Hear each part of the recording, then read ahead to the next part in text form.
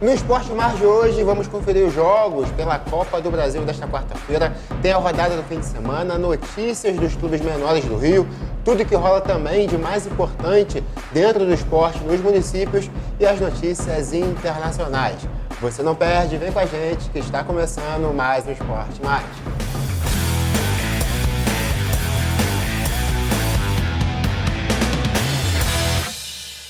No ar, mais um Esporte Mais, ao meu lado, mais uma vez, Maurício Aragão. Tudo certo, Maurício? Beleza, tudo azul. Tudo azul por enquanto. Eu tenho que aproveitar 2022, né? Porque 2023, que lá na divisão de cima, a gente não sabe como é que vai ser. Entrevista um pouco polêmica, mas verdadeira do seu técnico. Do Pesolano, técnico do Cruzeiro Uruguai. Exatamente. Só para quem não viu, né? Perguntaram a ele o que ele acha que esse time do Cruzeiro, que é líder isolado da Série B, faria na Série A.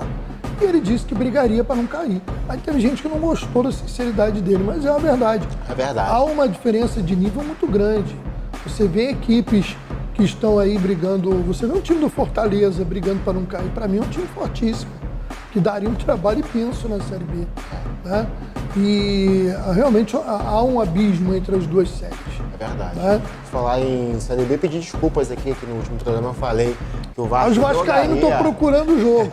Jogaria no meio de semana, mas não. O Vasco joga no domingo contra o Bahia. Já o Maurício comenta o que acha desse jogo aí pela parte de cima da tabela. Mas vamos falar de Copa do Brasil. Vamos conferir os jogos aí de São Paulo e Flamengo e Fluminense e Corinthians, jogos que rolaram nesta quarta-feira.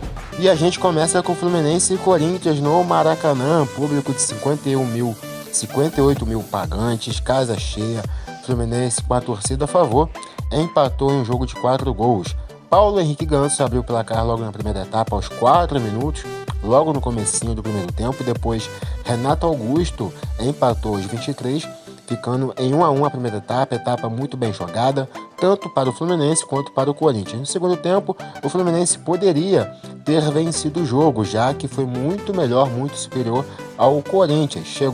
Abriu o placar também logo no início do segundo tempo com um golaço de John Arias, fazendo 2-1, mas no final da partida, Roger Guedes, depois de uma desatenção do Fluminense, empatou o jogo, levando a decisão para Itaquera. No jogo do Flamengo, que ocorreu logo em seguida, depois do jogo entre Fluminense e Corinthians, ficou 3-1 para o Flamengo fora de casa. O Flamengo vem para o Rio com uma vantagem muito confortável, apesar do São Paulo ter jogado melhor.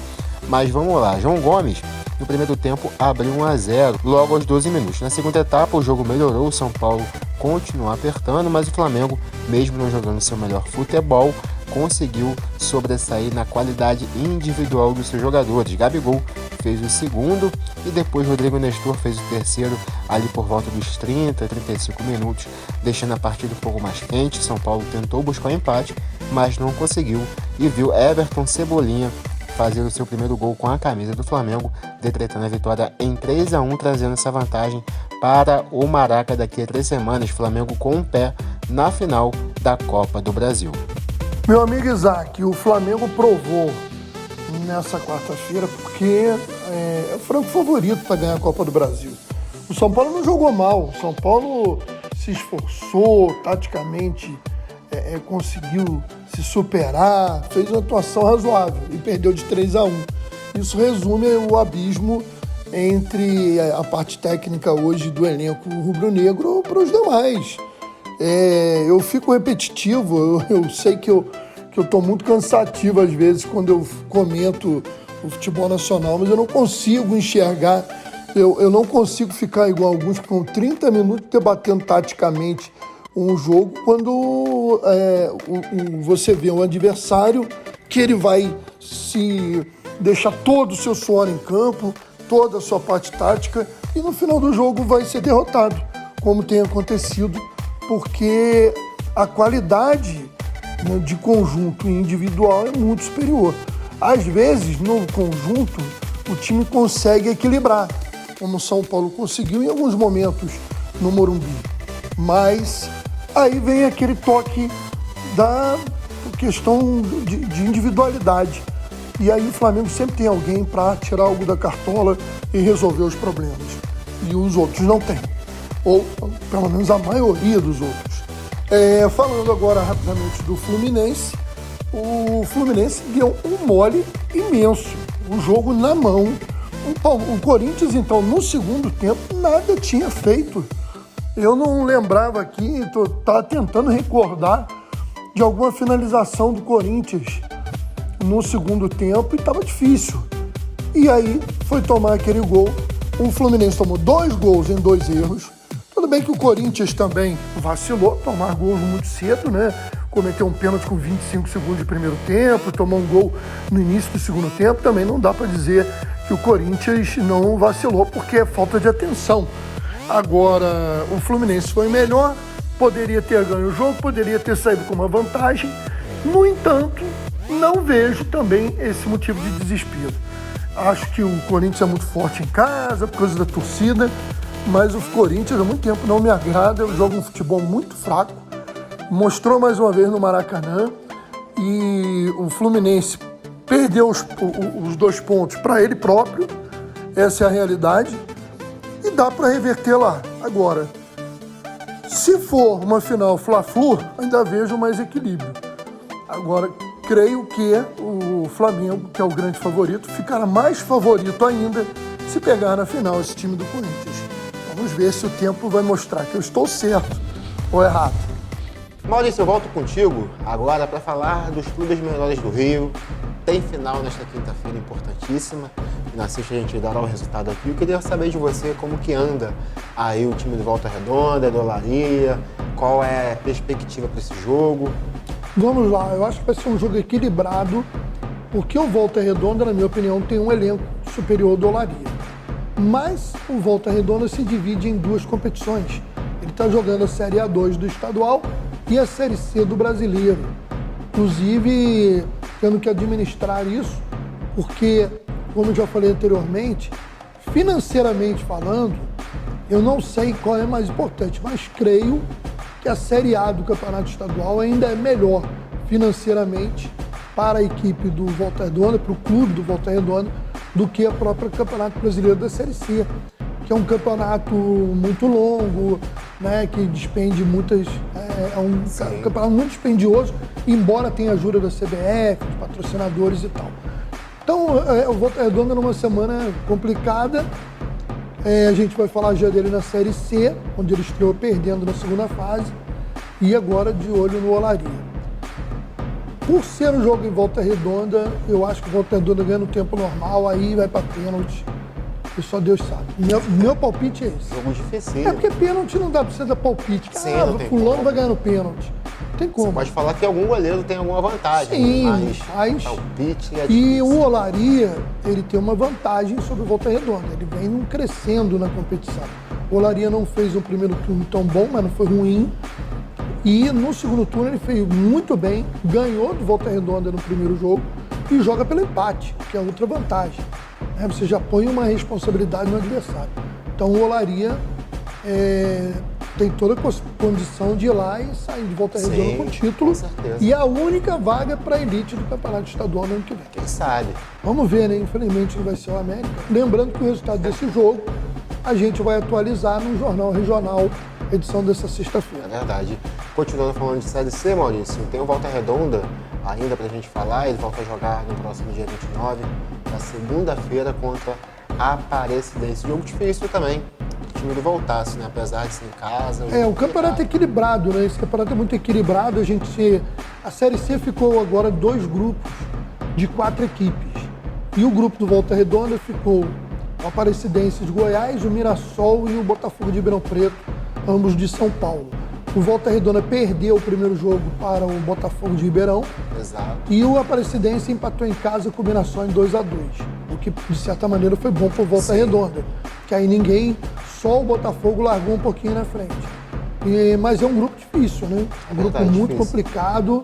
O Mirassol e o Botafogo ficaram na frente do Volta Redonda na primeira fase, então vai ser pedreira, mas dá para o Volta Redonda sonhar com a vaga. E aí sim, se formos botar na balança, se o Volta Redonda tiver uma chance real de subir para a Série B do Brasileiro, aí vale muito mais a pena até do que a elite do estadual. Sem sombra de dúvida. Porque o brasileiro da Série B ele tem dinheiro de televisão, Ele tem visibilidade o ano inteiro. Sim. É muito mais fácil de você negociar jogador, buscar patrocínio. Aí o Volta Redonda sobe para um outro nível. patamar. O Volta Redonda ficaria num patamar abaixo dos 4 grandes, mas muito acima dos outros pequenos do estado. Se consolidaria como a quinta força do Rio nesse momento. É verdade. No meu entendimento. No meu também. Bom, na Série D, Maurício, a gente tem aí o jogo entre Amazonas e Portuguesa. Lembrando que o primeiro jogo ficou em 1-1 e o próximo jogo ocorre no dia 28, no próximo domingo, às 16 horas. Luzinha com a missão difícil por ter empatado o primeiro jogo, né? Pedreira, a Lusa não conseguiu fazer a vantagem, mas não duvido nada desse time da Portuguesa, que até agora vem surpreendendo. Vale lembrar o seguinte, é um jogo realmente decisivo. Quem ganhar subiu para a Série C. Exatamente. Porque os 4 primeiros sobem para a Série C. Então, mesmo que amanhã depois você não consiga chegar na final, mas você já garantiu o acesso. Então, vale muito. É o jogo do ano para a Portuguesa. É verdade, vale demais. E também para o Amazonas. Esse é o problema, que lá com certeza vai lotar o estádio. E parabenizar o pessoal da Ilha do Governador, torcedores de outros clubes que fizeram uma corrente em prol da Lusa no último final de semana, levaram um grande público lá ao estádio Luso Brasileiro. Já teve a oportunidade de ir lá? Ainda não. Muito bacaninha, é um estádio bacana. Ele só tem arquibancada pequeno, de um lado, né? É gostoso. Ele tem arquibancada coberta de alvenaria de um lado, mas é uma arquibancada grande. Lembra bastante o campeonato de jogos amadores. Lembra, de certa maneira, por exemplo, lá o nosso estádio do Teresópolis Futebol Clube, porque só tem arquibancada do lado de cá. Só que a arquibancada portuguesa é bem maior. Ela preenche toda a lateral e o campo é maior. Só que naquela época que os clubes grandes usaram lá, eles colocaram atrás de um dos gols e na outra lateral uma arquibancada metálica, não sei se você lembra disso, para aumentar a capacidade. Sim. Então o Flamengo, o Fluminense fizeram várias partidas lá naquela época. É gostoso jogar em campo menor. A Ilha do Amor, um abraço lá na ilha para os meus primos Dário Júnior e Daniel, moradores lá da ilha, pertinho lá da Portuguesa. Maurício, a gente continua falando dos clubes do Rio, mas pela rodada do final de semana, tem rodada importantíssima para o Fluminense. O Palmeiras não jogou nesta semana pela Copa do Brasil, passou a semana treinando. O Fluminense vem de um jogo muito difícil contra o Corinthians e agora enfrenta o time do Palmeiras em casa, promessa de Maraca cheio. O Fluminense está com 41 pontos, 8 pontos atrás do Palmeiras. Se ganhar, cai para 6, correto? Não. 5.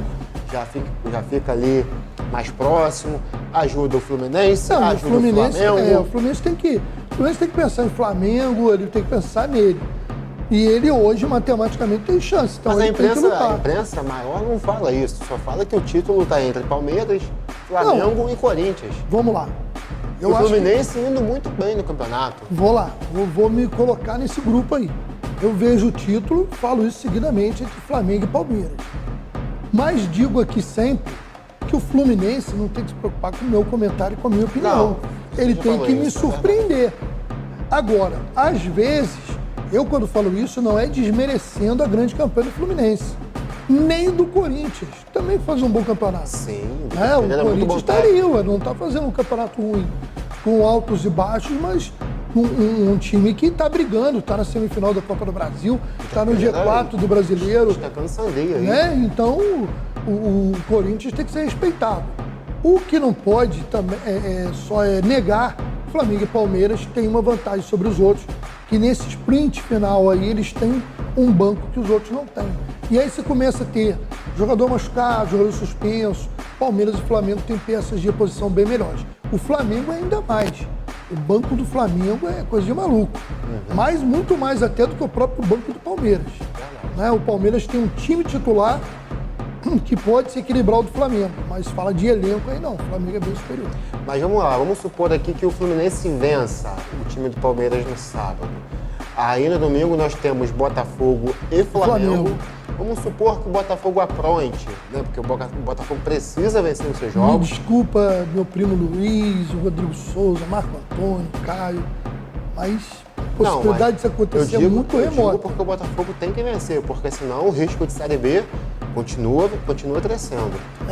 Eu vou te falar uma coisa, o Botafogo, se arrancar o empate do Flamengo, já tudo bem, que seja um empate, que o Fluminense ganhe, abra 4 pontos para o Flamengo e fique a 5 do Palmeiras, a chance do Fluminense, esse sprint que você falou, não pode ser concedido aí ao Fluminense de uma outra forma, sem ser no banco, se na garra, na vontade? Sim, o Fluminense, o clube, a instituição Fluminense, conseguiu uma das coisas mais incríveis do Campeonato Brasileiro, com aquele famoso time de guerreiro. 2009, é verdade. Precisava de 8 vitórias seguidas para não cair e conseguiu as 8 vitórias. Então, não dá para duvidar, né? Tudo é possível, porque naquela época o Fluminense estava lá embaixo e foi ganhando quem estava lá em cima. Agora, eu hoje vejo o Flamengo e o Palmeiras com elencos muito superiores. Porém, dizer assim, é impossível, é lógico que não. O Botafogo venceu o Flamengo no primeiro turno. Não é impossível o Botafogo ganhar o Flamengo, não é impossível o Fluminense ser campeão brasileiro.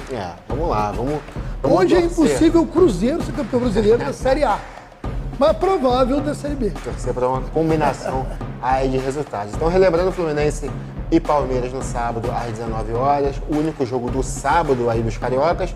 No domingo, Botafogo e Flamengo às 18 horas. E pela Série B, Bahia e Vasco jogam aí pela parte de cima da tabela às 16 horas. Vasco também numa fase de decadência dentro da oscilando, né? Há duas rodadas atrás ele ganhou um jogo bacana, 3-0. Parecia que ia reagir, aí no jogo seguinte já não joga nada. O Alex Teixeira ainda não rendeu o que se espera dele. Nenê deu uma caída. E o jogo é complicado. Complicadíssimo. Porque o Bahia está ali brigando para somar os pontos, para, assim como o Cruzeiro e o Grêmio almejam, garantir a sua volta à Série A com antecedência, para não ficar sofrendo em final de campeonato, e vai para cima do Vasco. Vai ter casa cheia, Arena Fonte Nova lotada, a torcida do Bahia é chata, né? É bacana, é bonito, é um time que eu simpatizo muito, e o Vasco vai ter que jogar mais do que vem jogando. Vai ter que correr, vai ter que buscar aí uma força e um equilíbrio que o clube não vem apresentando. É verdade. Bom, Maurício, mudando a chavinha aí, vamos ao giro dos municípios, para falar de esporte nas cidades. O que você tem aí de importante? Esporte dentro da cidade ainda está um pouco mais fraco, né? Ainda agora algumas competições já internas acontecendo. Sim. Mas eu queria destacar, antes de chamar um giro rápido aí das informações, destacar aqui, pedir o Vitor para colocar aí de novo os gols aí do Magé Futsal na grande decisão do Campeonato Carioca Estadual de Futsal. Perdeu, mas fez uma belíssima campanha, né? Olha só, você imaginar que é um time que foi criado há 2 anos e nas 2 temporadas já chegou na decisão da competição. Então tem que respeitar, parabenizar o trabalho do Magé Futsal, da sua comissão técnica, da sua diretoria e do seu elenco. Né? Jogadores de muita qualidade, mesclando jogadores jovens com jogadores mais experientes, capitaneados por essa fera que é o Vander Carioca, que ia encerrar a carreira agora, se fosse campeão. E ele deu uma declaração lá na quadra do Velódromo, domingo, que ele se sente em dívida com o Magé Futsal e ele está revendo os planos dele de jogar mais uma temporada e buscar o título com o Magé Futsal. Mas o cara soma, né, rapaz? O cara fez gols decisivos aí, né? Jogador. Jogador foi de seleção brasileira, jogador dos maiores clubes do país, um jogador que tem sua história no futsal brasileiro, né? Tem que ser respeitado. Então, e é um ídolo, um cara, uma referência para esse projeto. Ele foi uma pessoa... Quando o Magé anunciou, foi ele que apareceu lá botando a cara. Vamos vir aí com o Magé Futsal e tem sido um sucesso. Tem sido um sucesso. Maurício, antes de você terminar, queria pedir ajuda aí de quem vamos rapidinho, Nando. Porque eu vou dar um giro. Então, antes de você terminar, pedir ajuda aí de você que está assistindo, Alan Jones, lá de Teresópolis, um menino costuma disputar campeonatos lá pela cidade, um menino muito querido lá pela população, todo mundo gosta, um menino do bem, pai de um filho, tem a sua esposa, está passando por um problema muito grave de saúde, a gente ainda não sabe o que é, até pelo restrito mesmo da família, a gente não tem informações. Nos disseram que é um câncer, mas eu não posso estar aqui afirmando o que é. E Deus queira que não seja. Deus queira que não, mas dizem ou que seja tratável, né? Sim. Início, que possa... Dizem que é um problema muito grave, ele está pedindo ajuda né, da população de Teresópolis para uma vaquinha, para que possa ajudar no transporte, nos medicamentos. Então tá aí na tela o Pix da esposa Bacana. dele. Vamos ajudar aí, pessoal gente. que conhece ele, compartilha aí para ajudar Garoto. o Alan Jones, que é um menino muito do bem. E recapitulando, meu amigo Maurício, não é Pix da esposa dele, como eu tinha dito sobre a questão do Alan Jones, é uma vaquinha online. Se você procurar por lá por Alan Jones, você consegue encontrar e consegue contribuir a esse rapaz muito querido em Teresópolis, amigo de todos, um menino muito do bem que passa por um momento difícil, e a gente agradece se você puder ajudar a ele nesse momento muito difícil que ele passa na vida dele. Tá bom? Agora eu volto com você, Maurício, para falar, para terminar, né, o giro. Então vamos lá, vamos um giro rápido aí pelas cidades. Bom, falando ainda de Magé, Isaac, o ginásio municipal, o poliesportivo de Fragoso, passou aí por uma série de reformas desde o mês de agosto. Na verdade, ainda estão sendo feitas algumas obras. E o objetivo, segundo a prefeitura, é adequar o ginásio às exigências feitas pela Liga Nacional de Futsal para a realização de partidas do Campeonato Brasileiro. Com isso, vai ter acessibilidade com rampas, espaços para cadeirantes, e o objetivo, segundo o prefeito Renato Cozzolino, é recuperar todos os ginásios poliesportivos do município. Parabéns aí pela iniciativa do governo de Magé voltada para a questão do esporte. Lembrando que Magé tem times fortes hoje no futsal e também no handball. E falando de Teresópolis, onde vai começar nesse final de semana o Campeonato Municipal de Futebol Sub-20. Os jogos acontecem nesse sábado, dia 27, às 15 horas, no estádio do Barra Futebol Clube. Tem Leal Esporte Clube contra a Escolinha Fabiano Guarilha, e 2 jogos domingo em Bom Sucesso, no campo do Bom Sucesso Futebol Clube. O time do Transformers Lobos da Serra enfrenta o Projeto Doar a partir de meio-dia, e na sequência tem Meninos da Vila contra o CTBF, Centro de Treinamento Base de Futebol. É legal ver a competição, parabéns aos participantes, mas é lamentável que cada vez menos a gente identifica a participação dos clubes tradicionais de Teresópolis, que parecem realmente estar abandonando o futebol. Ô, meu amigo Isaac, para fechar, né, a gente vai lembrando que primeiro mandar um abraço para o Patrick Veloso, do Projeto Brasileirinho, um projeto muito bacana lá em Mauá, que esteve aqui na redação essa semana, mas não para falar de esporte, né? Ele é do presidente do Rotary Clube Magé Piabetá, veio aqui falar da campanha de poliomielite e já ocupou muito esse espaço aqui. Era eu apresentando e o Patrick nos comentários.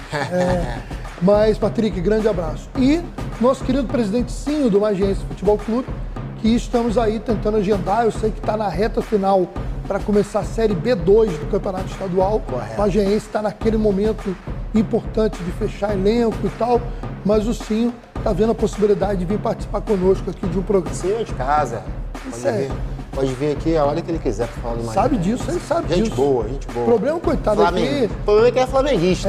Rapaz. O problema dele é ser E flamenguista. muito flamenguista. Flamenguista. Eu imagino o dia que... Mas aí eu tenho certeza que o dia que for Magiense e Flamengo numa competição, aí o coração Aí dele, o coração- o Verdão é da dele, Baixada, é vai dele. falar mais alto. Maurício, fechou? Tranquilo? Fechamos. Então vamos lá, a gente segue com o giro de notícias internacionais.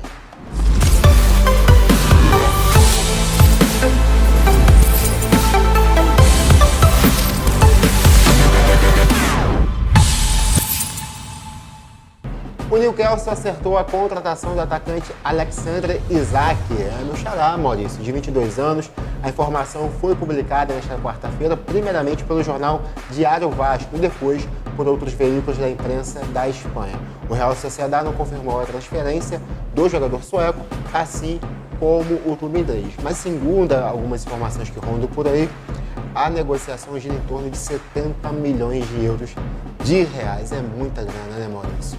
Meu Deus do céu, eu fico olhando essas transações assim, rapaz. Eu só queria 1 milhão, Rodrigo. Só 1 milhão de euros só, já decidia a minha vida. Queria R$1 milhão, eu quero ainda que é de euros. Ué? R$1 milhão já tava bom. O real tá em baixa, pô. Ah, mas R$1 milhãozinho de reais não te ajuda, não? não? Ajuda, pô, é óbvio.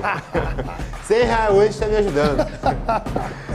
Cedido por empréstimo de uma temporada pelo Atlético Paranaense ao Santa Clara de Portugal, o atacante Matheus Babi foi apresentado no novo clube. Aos 25 anos, Babi terá pela frente a sua primeira experiência no futebol europeu. O Babi surgiu aqui no Botafogo, muito bem. Surgiu no América. É verdade. Passou. Verdade. Não, vou até ser mais justo. Surgiu no Macaé. Do Macaé ele passou pelo América. Aí o América foi campeão da segundona. Eu achei, nossa, agora com o Babi e o Pedrinho, que eram os dois atacantes que tinham arrebentado, o América vai na seletiva subir. Na véspera da seletiva, o Babi vai para o Macaé, o Pedrinho vai para o Volta Redonda e o América está na segundona até hoje. Babi, que decepção. Mas brincadeiras à parte, ele foi para o clube que ofereceu a melhor condição para ele. Sim. E ele está certo, a gente está só brincando. E passou no Botafogo, ele chegou a ter um bom momento de fazer alguns gols importantes, mas depois com aquela má fase do clube, acabou caindo, foi para o Atlético Paranaense, não se firmou e ganhou uma nova chance no futebol português. Portugal é lindo, né? Bacana. Jogar no clube acho legal. Que vai ser uma boa experiência, ele é jovem ainda, tem 25 anos. E é bom jogador. Quantos jogadores vão para a Europa, conseguem evoluir e voltam para o Brasil, né, no andar de cima? Então, quem sabe que o futuro reserva ao Babi. Maurício, mais uma vez, obrigado pela sua presença aqui no Esporte Mais com a gente nesta quinta-feira. Obrigado a você de casa, equipe técnica. Fiquem com Deus e até o próximo Esporte Mais. Valeu, tchau, tchau. Valeu.